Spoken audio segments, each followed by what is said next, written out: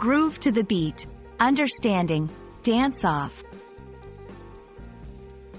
Hey there, language enthusiasts.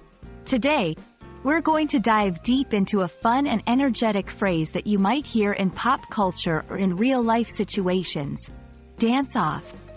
By the end of this video, you'll not only understand what it means but also how to use it in conversations.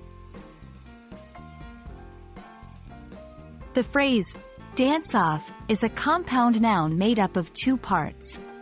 1. Dance, a series of steps and movements that match the speed and rhythm of music.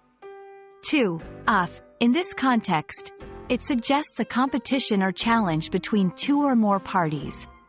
When combined, dance off refers to a friendly competition where individuals or groups showcase their dancing skills to see who is the best.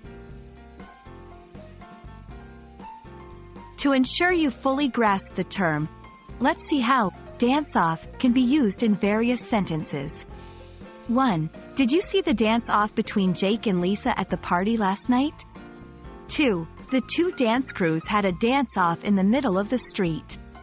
3. If you think you're a better dancer, let's have a dance off right here, right now. Dance off is a term that's become popular, especially in movies, music videos, and dance reality shows. Here are a few situations where you might come across this phrase. 1. Dance competitions, events where dancers challenge each other's skills.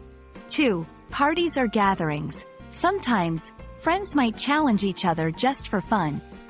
3. Pop culture, films or series where dancing is a significant theme, often have characters engage in dance-offs.